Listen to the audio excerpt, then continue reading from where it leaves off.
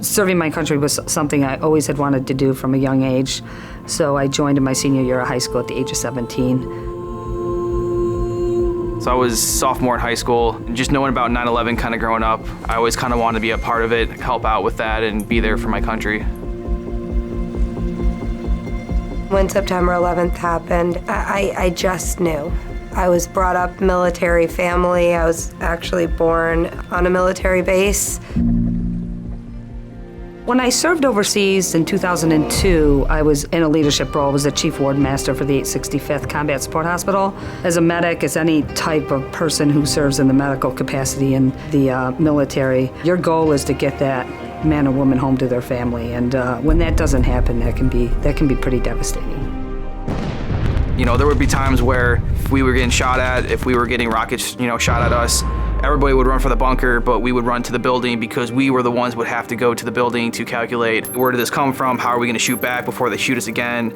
It's been really tough trying to just let things go and realize that it's not war anymore, it's not military anymore. Going through a divorce, coming back home and having absolutely nothing on top of the demons that I was facing, I really had nothing else.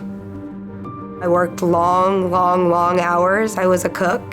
And to be a woman in the military was also not easy. There were moments where it was amazing and I had lots and lots of fun. And there were times when it was dark and not stuff I talk about. You know, the hardest part of my deployment was leaving my family. I remember the day I was called and told I was going to be on the mission. I was very conflicted because I was very excited that I was chosen. But then a few hours after that phone call, I realized I'm going into a war zone, and then reality kind of hit. Bad things can happen. The transition back to civilian life was definitely a lot tougher than I expected it to be. But while coming home, I was driving a U-Haul truck with my whole world in it. 18-wheeler driver fell asleep at the wheel, he hit me. I had my service dog in the truck with me and her seatbelt broke in the process of us flipping into a culvert. Well, almost killed me, almost killed her. When I first moved back to Buffalo, I was homeless. I went and sought out assistance from other places and was turned away. At Christmas time, when I had no choice but to pull out my laptop, it wasn't because I wanted to, it was out of desperation. I'm not out here looking for a handout, and I'm not out here wanting a handout. That's not me, that's not any of us. Coming home was a lot more challenging than I thought it was going to be. Behind closed doors, there was a lot going on. There was a lot of issues in our relationship. There was a lot of issues with readjusting as a parent. There were issues like at work. When we finally made it back home after everything was said and done, she couldn't even go near a vehicle. Chris Krieger came in contact with me saying, hey, since the situation, she's already a service dog, we just need to get her retrained. But she just still could not handle being in a vehicle after the accident. They said, look, we'll still, help you out with that. Since that moment on, I've been with my new service dog and my whole life just drastically changed for the better. I cannot say enough about these people. If it wasn't for the female veterans group, I probably wouldn't be out of my house. My kids also do the Operation Backpack. They bring in their class list. They get their backpacks completely stuffed and ready to go for back to school.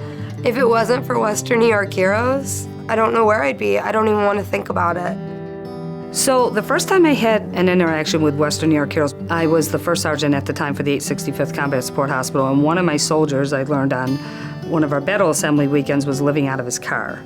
For Chris to call me back on a Sunday evening regarding one of my soldiers.